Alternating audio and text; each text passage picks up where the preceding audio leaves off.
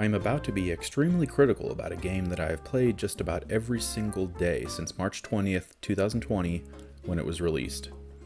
It is probably because I have played this game daily for nearly 4 months that I have these thoughts, and I would argue that given the nature of the game, a true review isn't really even possible until you've had it and played it for several months.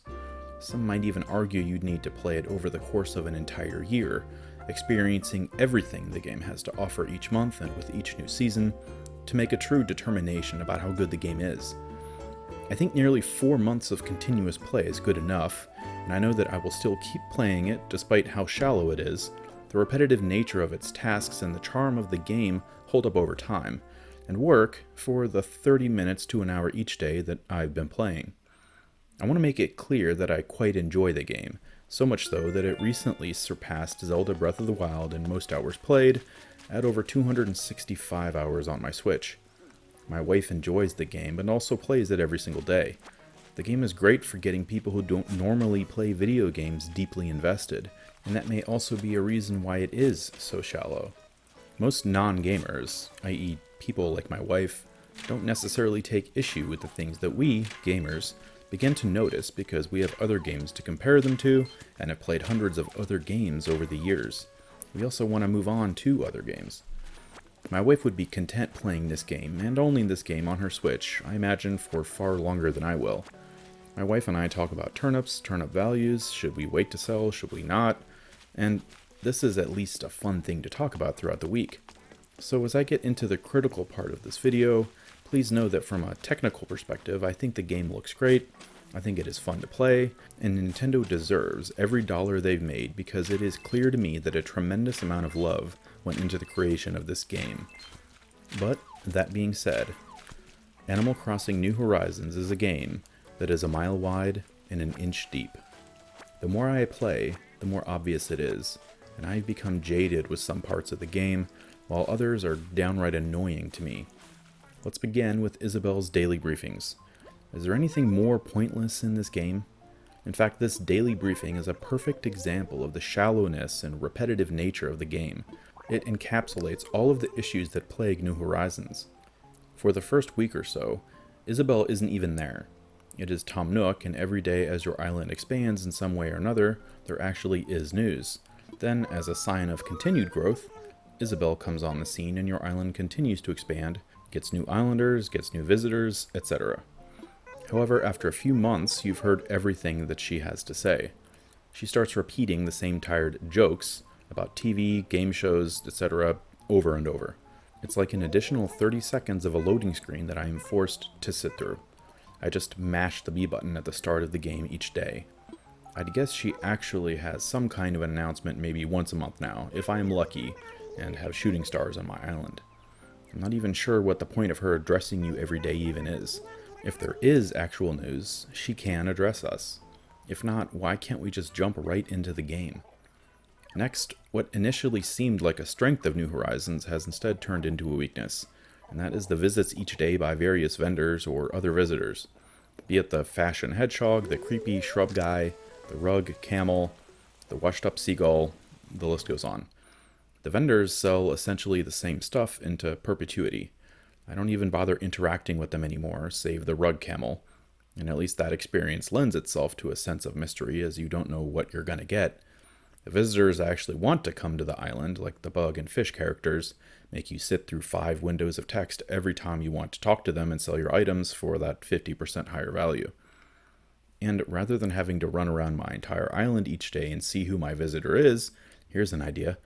Use that annoying mandatory daily announcement to tell me. And why does Gulliver count as a visitor?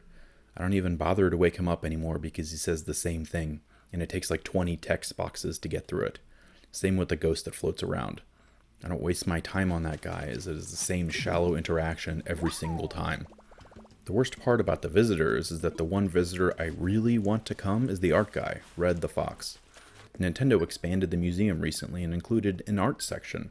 However, mine is a barren wasteland, because in the nearly 2 months since it was added, my art guy has visited me just 3 times. Meanwhile, fossils are pointless other than for selling since I have collected all of them. That still took several months of assessing 4 or 5 fossils every day. At this rate, It will take me years to complete my art section in the museum. On timelines like that, it becomes an unenviable, overwhelming task and makes me not even really care to complete it. Meanwhile, the creepy shrub guy seems to be on my island at least twice a week. So, like I said, the only other visitors I actually want are the bug and fish dudes because I get extra money from selling those items to them. As I continue to play the game, however, there has now come the time that there really isn't anything new to buy. I have nearly 7 million bells in my bank account, and nothing to spend them on.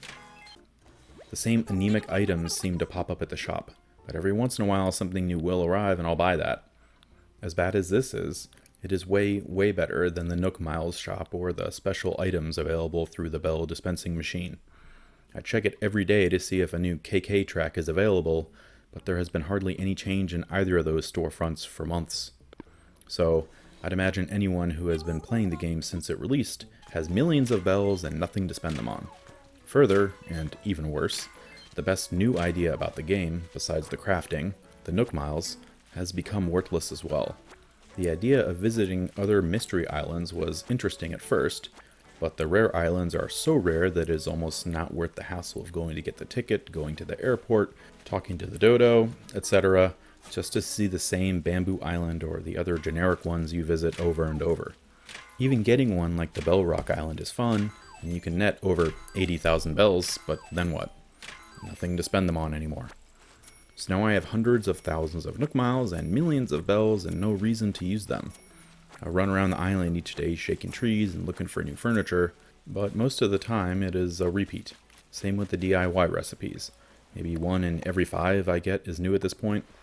I still have ironwood recipes that I can't make because I am missing what seems like basic DIY recipes.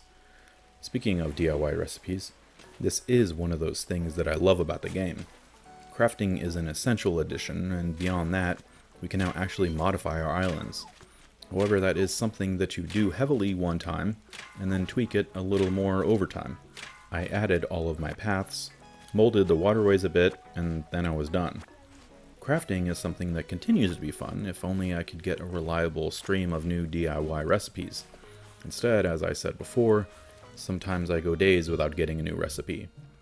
Beyond that, the one major downfall of crafting is that items are now breakable.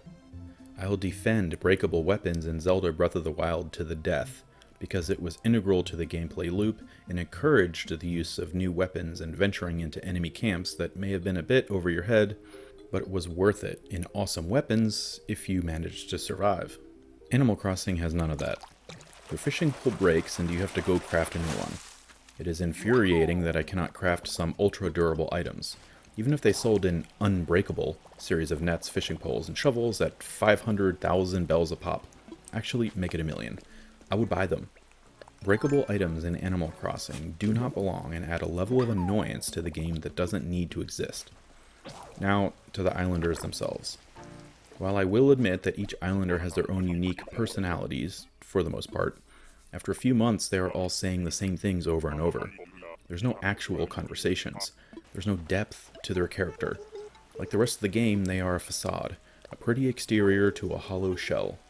And I hate to talk about them like this, but whenever one of them says the same thing to me for like the 100th time, the initial personality that I loved about that character gets shallower yet again.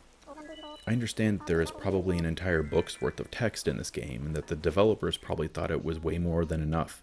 But for someone who plays the game every day, and let's be fair, the game encourages you to do this, it becomes increasingly apparent that after about 3 months there isn't anything new.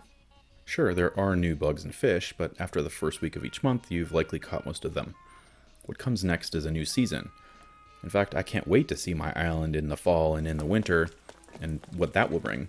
But man, that seems like a long time away, and I'm just barely hanging on as it is.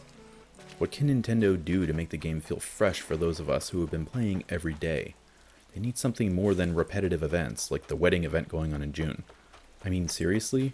It was someone's great idea to make you go do the same mundane task every day to get a handful of new wedding-themed items?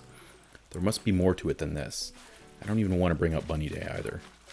Hire some people to just write new lines of dialogue for characters. Find something else for me to do with fossils besides sell them. Allow more than one visitor per day to my island. and find a way for me to get more art items so I can see that my art collection is steadily growing in the same way the rest of the museum is. Finally, add more items to the shop and the bell dispensing machine, and give me other things that are fun to do with Nook Miles. If you feel that I'm being needlessly harsh on this game, just give it a day or two, and if I've said something that you strongly disagree with, after playing it for a few more days, let me know in the comments. I think if everyone is honest with themselves, the game is more akin to a mobile game you'd play on your phone than it is a console game. Daily tasks, checklists of things to do, randomly generated rewards, the list goes on. Some might say this isn't really any different than any other Animal Crossing, and to some extent I agree, but it sure seemed to take me a lot longer to do things than New Leaf, with more NPCs, and more character charm than New Horizons. Maybe that is nostalgia talking, maybe it is the truth. In the end, that's a topic for another day. After saying all of this, I know I will still continue playing the game, just like I am still logging into Elder Scrolls Blades fairly often. Once you are invested, it is hard to turn away. Animal Crossing New Horizons is, after all, a good game. It is fun to play, and I feel like I have really crafted my own unique island. I really enjoy the interactions with my wife, who also has her own island, and recently my nieces have started playing the game. There are so many reasons to play Animal Crossing New Horizons that I can't cover them all. I just wanted to acknowledge, maybe even just to myself, that the overall experience becomes a shallow one after a few months. On the bright side, I am certain that nearly every developer out there would like someone to play their game continuously for months in order to come to that conclusion. It says a lot about the quality of the game overall and its success. Still, there is a lot of room for improvement, and I hope Nintendo continues to add and refine the formula and updates throughout the year and into the future. If you enjoyed this video, please be sure to like and subscribe, maybe click that bell icon, and as always, thank you so much for watching.